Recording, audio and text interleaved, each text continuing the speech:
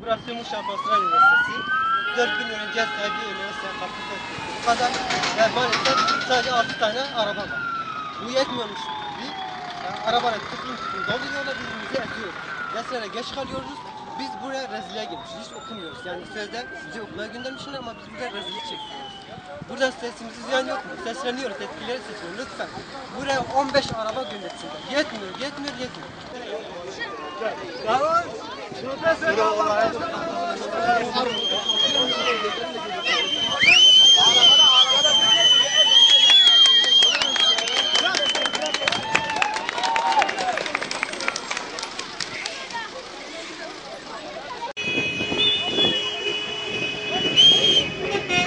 Neden?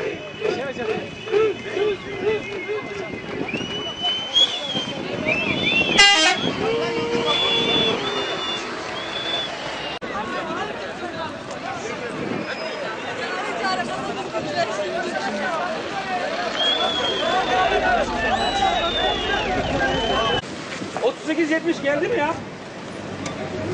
Roma nerede Roma arkadaşlar?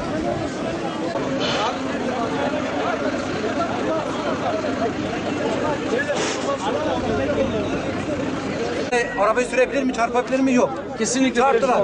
Öyle sınavlar görevi var yani. Arkadaşlar biz bu yüzden yukarı kadar gitmek istiyoruz. Ben bir KYK öğrencisiyim. Ben günde 2 araba değiştiriyorum. Mesela KYK'dan merkeze geliyorum. Merkezden de yurda okula gidiyorum. Şimdi biz KYK'dan geliyoruz. Mecbur şu kulp yolunda inmek zorunda kalıyoruz. Kulp yolunda indiğimiz zaman da arabalar tıkış tıkış geliyor merkezden. Hani bizi almıyorlar. 1 saat, 2 saat bekliyoruz. Okula gidiyoruz. Hoca bizi derse almıyor. Diyor ki ben 5 dakika veriyorum. 5 dakikadan fazla geç kalırsanız içeri gelmeyin diyor. Böyle sayılmaz yani. Üstüne bir de muavin gelip aradan geçiyor. Aradan geçiyor yani. Tıkış tıkış ya, nefes alınmıyor. Camlara yapışık durumda yani. Ben servisin yanında olmasına rağmen gidiyorum. Servis dolu ve yol boyunca hiç kimseyi almıyor. Öğrenciler saatlerce yolda bekliyor. İçeridekiler zaten üst üste binip geliyorlar. Ya bayan öğrenciler için çok sıkıntı çünkü aradan muavin geçiyor. Nereye gideceğinizi bilemiyorsunuz. Öğrencilerin ya bu 9-10 bin öğrencisi var o okulun. Hepsini oraya taşımış sağ olsun rektör. 10 tane arabayla gidilecek şey mi bu? Öğrencilerin taşlama olayı şöyle, öğrencilerin üzerine geldi araba ve bunu gördüm. Diğer öğrenciler onu çektiler.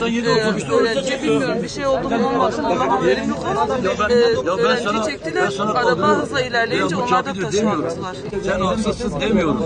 Sabahtan 7 otobüste üniversite açıldı. Efendim oturdunuz. Ben sana kaldırıyorum veya mükafir demiyorum. Sen haksızsın demiyorum.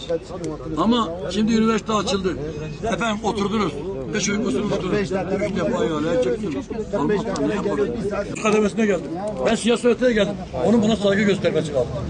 Benim yaşıma makarıma, ben cahil bir adam değilim. Hocam bizim konuşmak istediğimiz ben onu diyorum. Bunları saymıyorum. Herkes var. babasının oğludur. Kimse kimseye mecbur değildir. Ben ne dedim size? Evvela sizden aile terbiyesi beklerim. Aile terbiyesinde bir masada oturur. Terbiye dahilinde çözülür. Ben çocuğumun bir yaş büyüğüne saygısızlık yapmasını istemem.